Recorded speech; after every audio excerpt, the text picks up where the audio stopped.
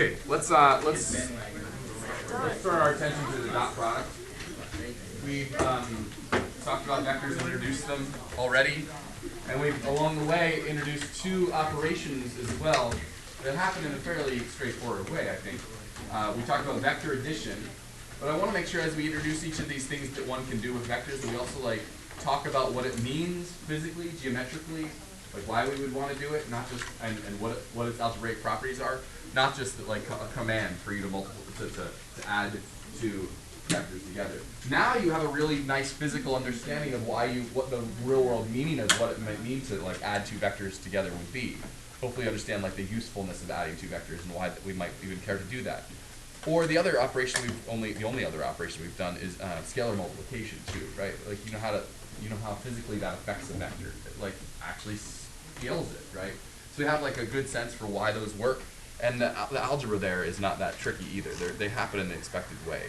One thing that you might have noticed, we haven't yet talked about how to multiply two vectors, and there's a reason for that. It's because it's a little bit of a trickier conversation.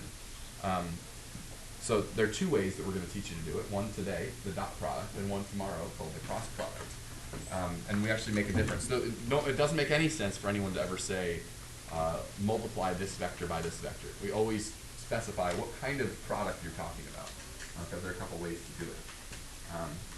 For any objects that are not numbers, we maybe need to go out of our way to say what we mean by multiplication. Take this triangle and multiply it by this triangle. What? You better define what that even means first, please, right? So that's what we're doing here. So I'll just come out and say, and then I'd like to, though, still, interpret it somehow. Is there a way we can get in this and try and feel what does this actually mean? Why would this be a good definition? That remains to be seen. But actually computing it is not too hard.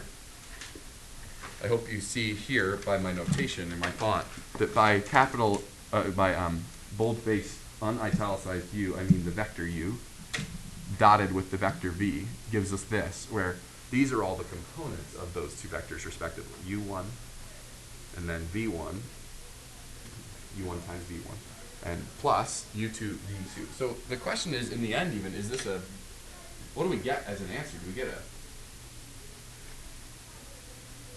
a scalar or a vector as the answer?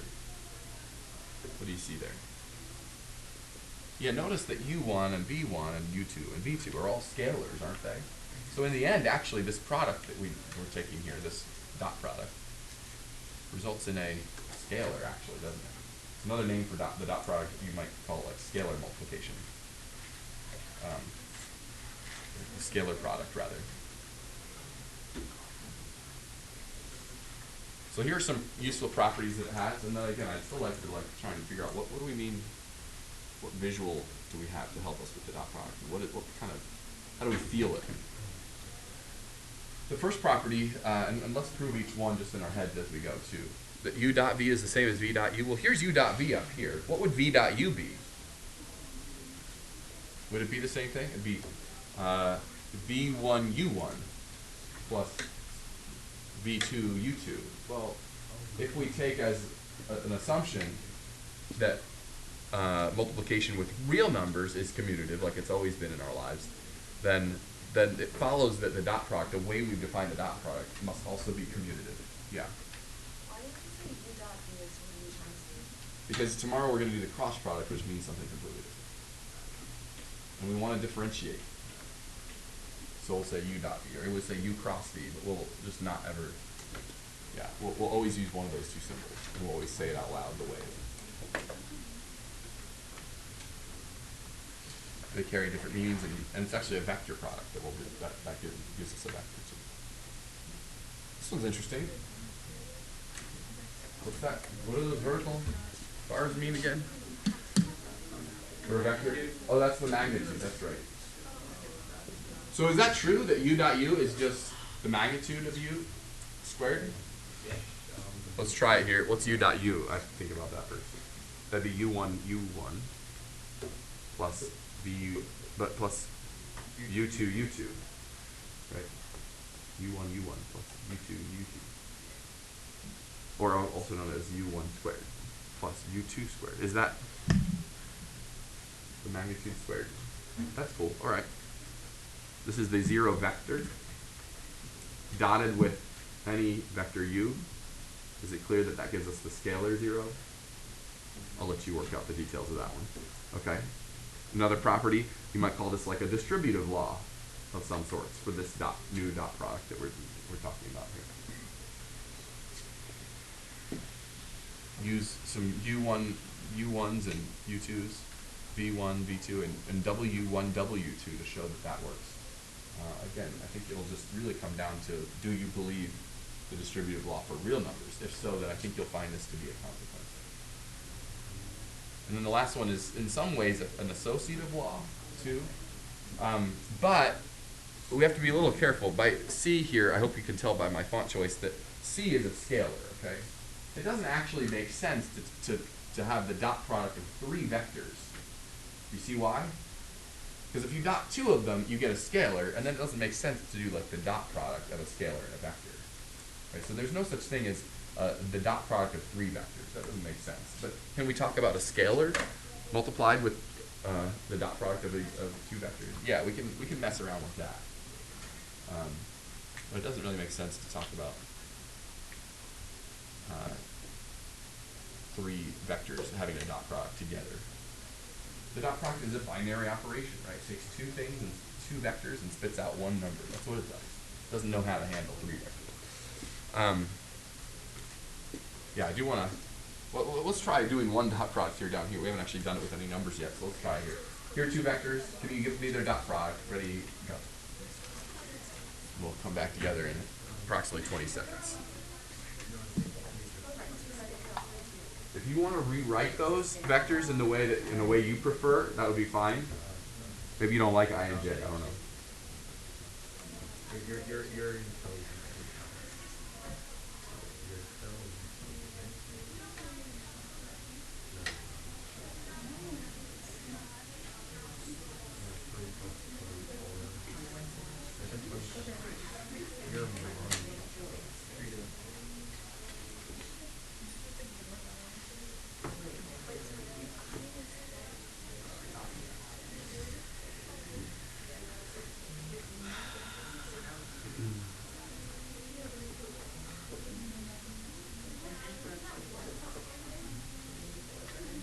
Yeah, do you want to rewrite it with Bangle brackets or something? It's just 3, 6 dotted with 1, 4, right? That's all. Sure. And Claire, when you're ready, maybe you can give us the answer here.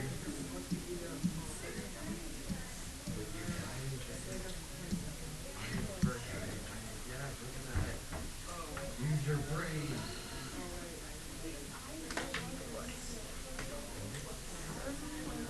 For those who don't like I's and J's, there you go. All right, and then, so whenever you're ready, Claire, maybe you figure it out yet? No, I is first. And then whatever I goes first. Yeah. And it goes into the Is it 27, she asks? That's what I get, I think. Yeah, how'd you do it? So then you put them like that. I can't hear Claire. Guys, come on, it's Claire time.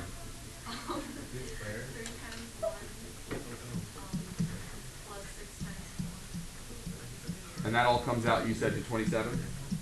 Yeah. Okay, so just computations here. This is your first dot product. I didn't mean it to be like a chore necessarily, but there it is. Okay, now we still have to like figure out what did we just do and why was that useful? But you did it. You took a dot product. Leo. Alright, can you explain the property number 2? Like, why is the 0 Oh, it's the 0 vector. It doesn't make sense to dot the number 0 with a vector. There's no such thing as the dot product between a scalar and a vector. So that's u dot u, 0 dot u. And the 0 vector is the vector that has all of its components 0, right? That's all. Also, just like, why would we multiply 2 vectors? And you mean like just multiply component wise? But like, why are we multiplying vectors? Like, in the real world. Yeah. I'm so glad you asked. Like, Exactly. why would you be like, my plan is going this class, Yeah, my plan is going right. this class, I multiply that. Right. This is a great question that will be answered before we leave today. I have a couple different answers to that question. Let's start by just even understanding some of the geometric properties of what we've done. If I have 2 vectors, let's call them, I don't know, u and v, like we've been doing. And one has a magnitude of 3, and one has a magnitude of 5, let's say. how could you make it so that, and you're free choice, by the way, of the components of these, okay? You can make them in any direction you like. V is just like 5 and U is 3, and you can like move them around however you like. How could you move them in such a way that you get the biggest dot product possible? I want you to think about this with me. You can choose components of your choice. How big of a dot product can you get from these? How small of a dot product can you get? Do you want to pick some components? Let's let you be. Let's give them some components that has a magnitude of 3. How about let's just try 3, 0. That certainly is 3 units long, right?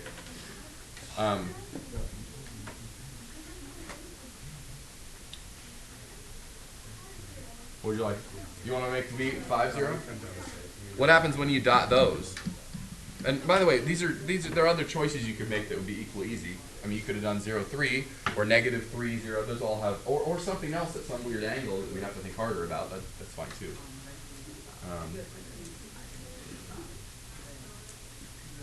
What's the dot product here? You mean 15? What else can you get? So that seems like a big number. Let's see. Could you get a bigger number than 15? What do you think? And maybe you can justify it. I don't know. Could you get a bigger number? I don't know. What other numbers can you get? Let's start with that. Let's try other vectors besides 3, 0, and 5, 0. What else could you use? How about negative 3, 0 and 5, 0? What do you get there? Okay, that indicates that, yeah, and so that's like a very large negative number. Okay, maybe we could get it. Maybe we could even go lower than that. I don't know. Any other interesting ones you want to dot? Let's just see what happens when we pick some other ones.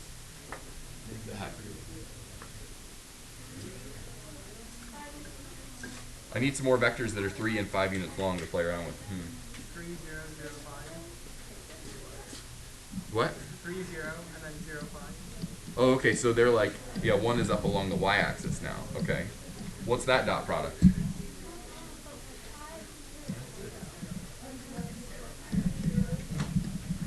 Is that 0? Okay.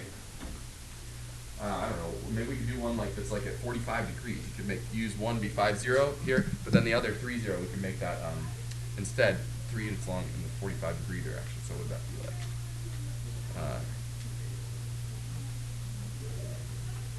What would that be? 3 over root 2, comma 3 over root 2, something like that. I don't know. Anyway, whatever. Yeah. Do you have a comment though? Okay. I'll just tell you right now that if you try doing the dot product with one of those other ones here, that you won't get something bigger than this. Maybe you can think about it geometrically with me here. And these are the maxes and mins for the dot product, and it happens when it's in the same direction, right? So they have the same, when they're pointing the same direction. Whether you can see that it would be true if it was in the x direction, or the negative x direction, or in the positive y direction, or in the negative y direction. If they were both pointing in the same direction, you'll get a dot product of 15. Or if they're both pointed along 37 degrees or something, they'll have a dot product of 15. The coordinate system doesn't matter here. Or if they're in the opposite direction, you'll get its minimum value of negative 15. And what's true about these two vectors, 3, 0, and 0, 5? What relationship do they have geometrically?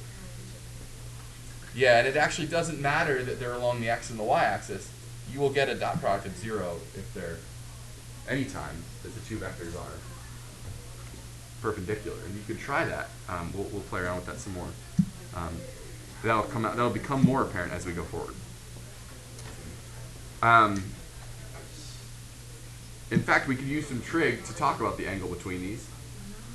It'd be easy to write a formula that it'd be easy to draw a little picture with triangles to convince you that the dot product can also be written this way.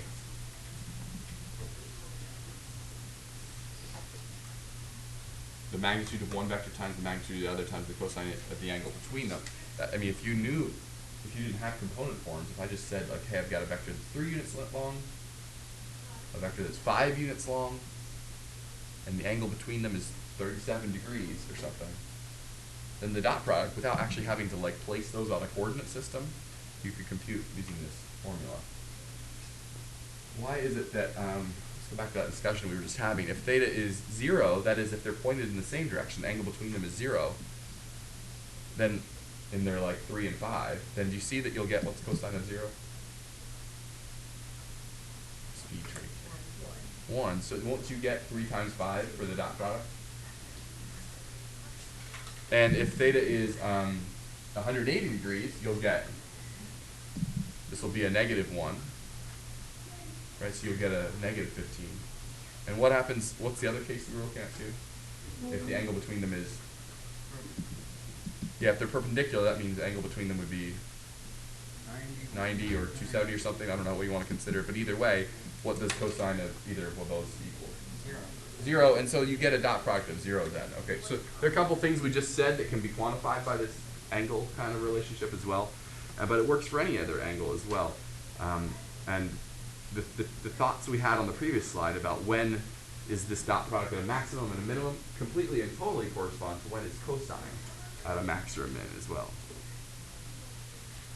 I didn't provide a sketch of the proof of this, so I'd like you to try that at some point here. Just draw a little picture and convince yourself that this relationship holds. I think you can derive it from right triangle trait.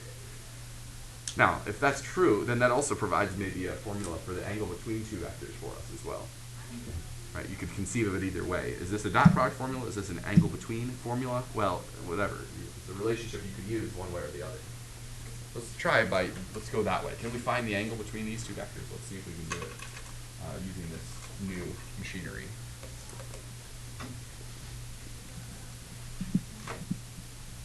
If you don't like the vertical notation, feel free to write it in another way. But apparently this is true.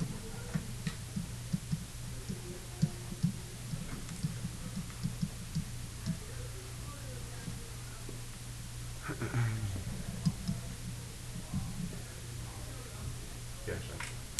Okay. Up on top, what we get 12 minus 5 is that 7 on top. The dot product. We get some magnitudes on the bottom. 5. Is that root 41? Check me on these. And 10. Root 10.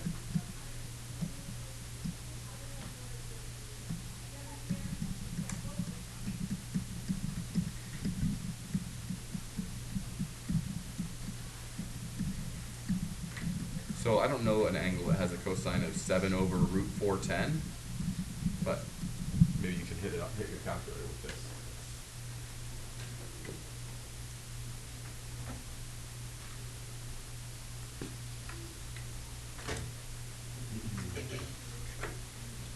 Maybe in degrees, I don't know, whatever you want.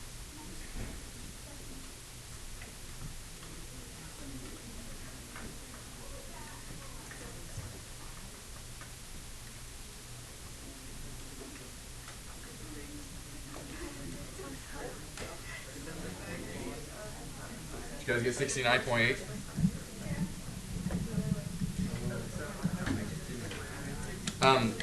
By the way, what other angle has a cosine of that between 0 and 360? Yeah, that's true, but between 0 and 360 it'd be what? 290 approximately, right? So why didn't we say 290 as the angle? I mean,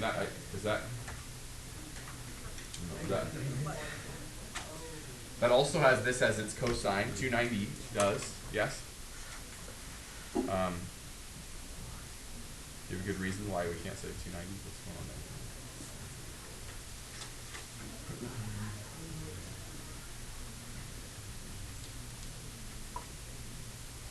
Yeah. Technically, we have both angles as one would be on the. Yeah, it's a little bit of a trick question. Keep going. Technically, you would have both angles because you had this split. I'm with you. Assuming that you had the 69.877514.057 degrees. Okay. Then, but everything outside of that is the other angle. So it's kind of both, right? We usually typically report the smaller angle because that's like It's easier. what people probably meant, and it's easier. And cosine inverse on your calculator just gives it to you anyway, so why would you do the extra work?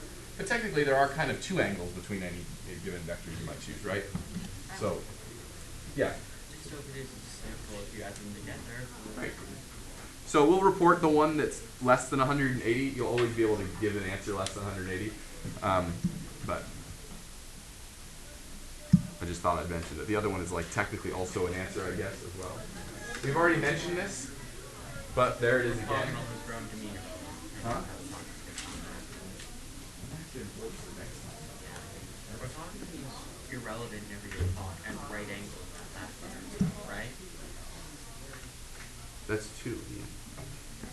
Yeah.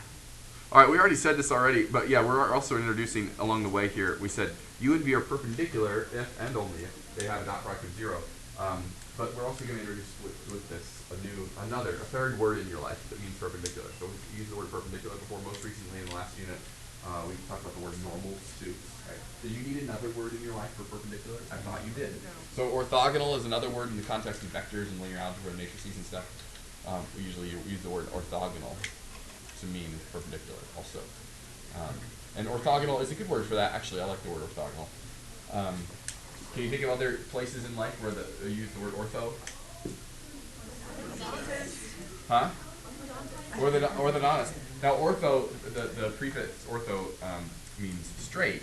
So what does that mean in the context of your orthodontist? Yeah, they're straightening your teeth. Other orthos? Yeah, orthopedic, they're aligning your various parts of your body or something, right? Like fixing your back and making you line or whatever else. They're straightening you up.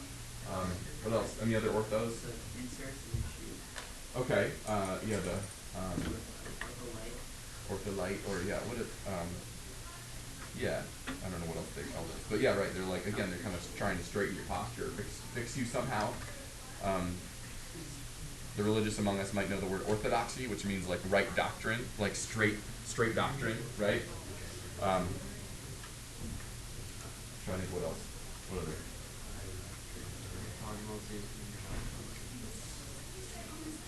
It's used what? Orthogonal is used rarely in everyday speech to mean irrelevant. Oh, like perpendicular to our conversation or something. Yes. Yeah. And then parallel, we said already parallel would be like in the same direction, or has an angle of 0 or 180 or something like that. But another way of saying this would be the way I've said it here, which is just a little different than we've conceptualized it so far, right? We might think of two vectors being parallel. I put that in kind of quotes there to indicate that that's like maybe not the whole story, but they're scalar multiples of each other, right? I think you can see that creates vectors that are either 0 or 180 degrees apart. So I've given you three vectors for us to consider, A, B, and C. Let's start by showing that B and C are parallel. B and C. So I'll start off here by saying B and C are parallel. Because, and then one of you will fill in the blank here. Using we're going to trust that we're right on these two things. Because, why? I don't know.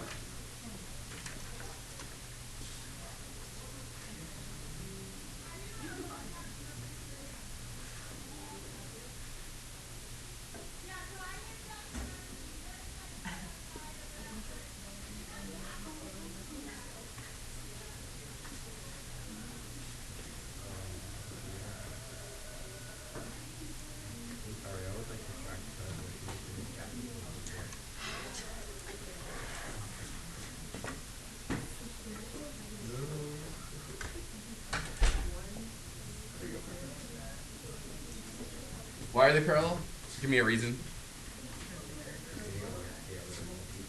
Yeah, they're scalar multiples of each other because they're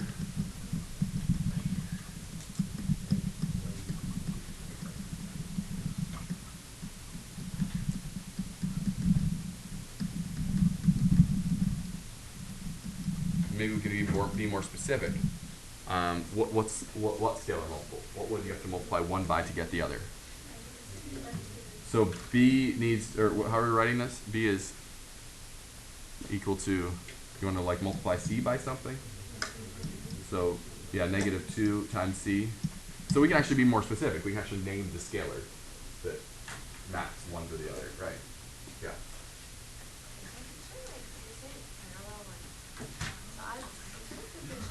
I know. Parallel.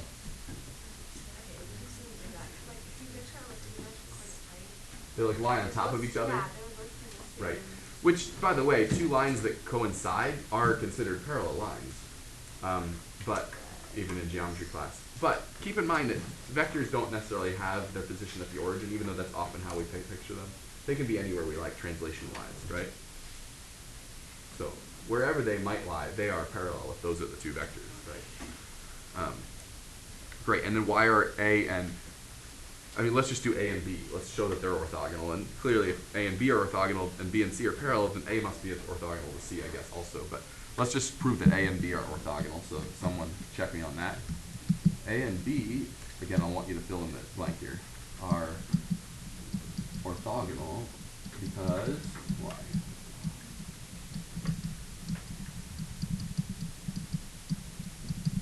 Because why?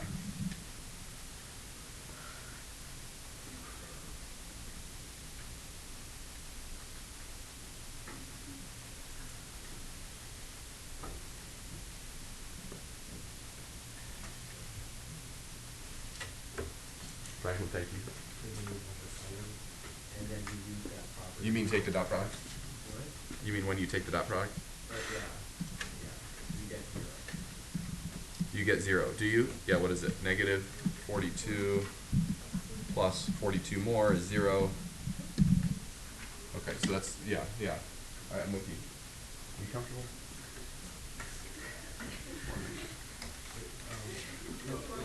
Because the dot product is 0, right?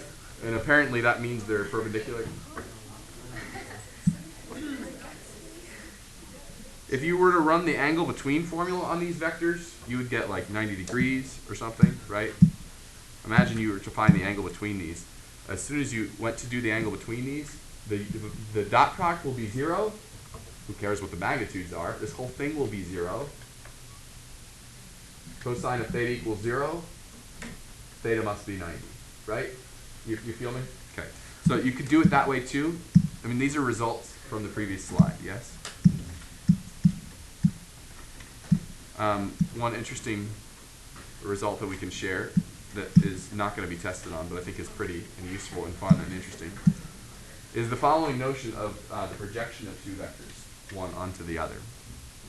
Notated this way, denoted by this proj for VU. Right? And the picture is nice here. So here's U in blue and V in red, and the projection of U onto V is like, literally, projection is a great name. It's like literally the projection of U down onto V perpendicularly, right? And the thing you get is this new green vector called the projection of U onto V. And verify that this is actually a vector. I'm claiming that the green vector is in fact a vector. Is that what you get when you do all this nonsense? U dot V is a scalar divided by magnitude of V squared. That'll be a scalar, scalar over scalar. So this whole thing in parentheses will be a scalar. Got it. And then we're multiplying it by V. And actually that makes sense the way this is written, just because like in the end, don't I want a vector, according to the picture at least, that's in the direction of V?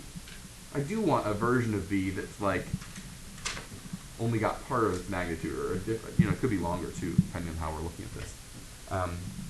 But it's some multiple of V, isn't it? And in some ways, the reason I like this is because it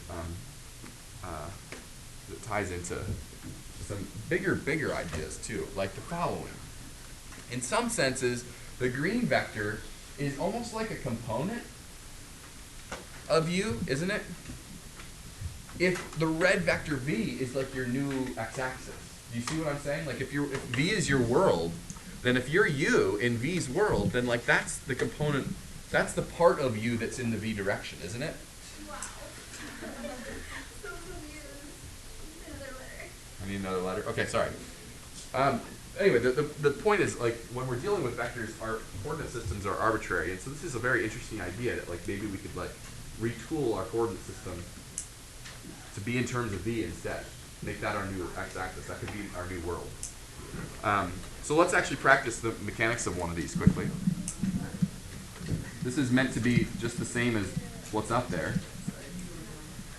In fact, I've tried to draw it similarly. U dot V over the magnitude of V squared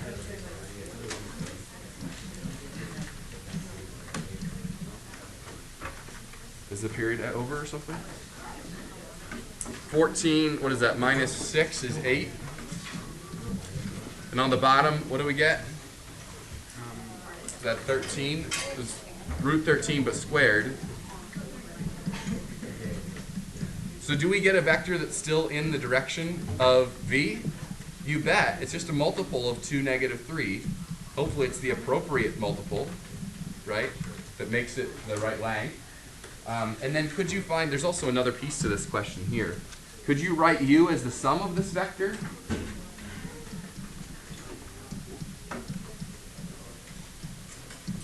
And some other vector?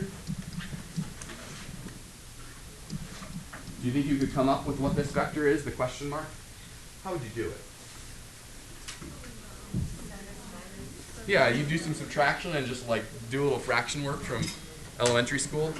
And this other vector, I want to be clear, this question mark vector is that one right there, isn't it? The one, this is the green vector, 16, 13, negative 24, 13 would be that vector. Now we're in a different quadrant, but go with me here. And then this vector would be the other vector. When you add them, you get U. So hopefully you understand that when you subtract them, you get this one. And those would be like, again, kind of like the new x and the new y coordinate if your world is V, right? The new x and the new y components, I guess I should say, of U in that world, kind of. The only thing I didn't get to say anything about was work. So we'll have to say something about work tomorrow. Do what you can, though. I always come up one slide short.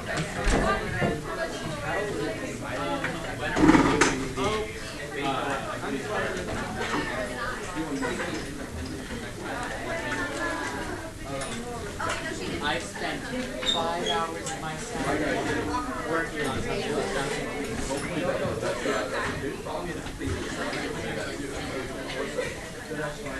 Bye guys. Have a great day. See you guys tomorrow. I looked up at the board and I was like, I guess it's not as stuff. What is that?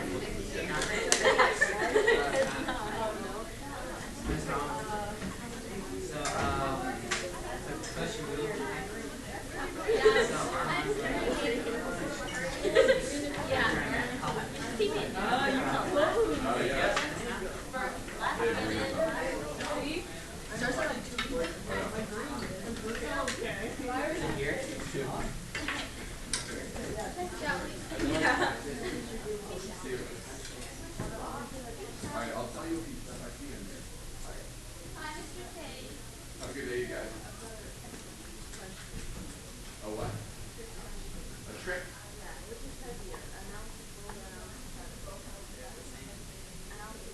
An ounce of gold. What?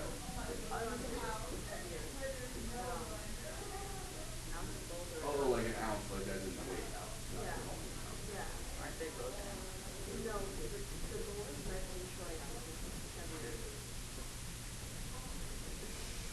He's running towards us right now. This is Cheyenne. Mohammed, Cheyenne, you should be best friends. Ready to go. So, wait, did you have a trick? Wait, what did you ask? A trick with the Diablo? No. Oh, a trick question. I'm with you. So, do you, have you been learning the Diablo? Been making progress with it? I can just one thing, like one says in 20 tries. Wait, which Mr. thing? Chase, thank you very much. See you guys. Caught on my head. Not on my head, but like, Wait, which thing are you doing? I don't know what The The thing that I learned on the instruments. Okay, you don't have any reports.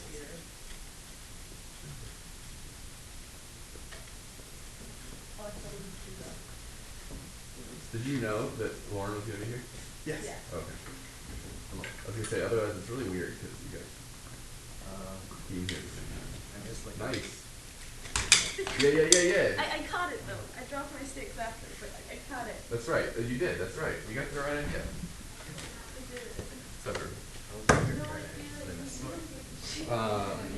There were 2 worksheets that you should pick up in the bin. Oh, you did. And then Well, I caught it.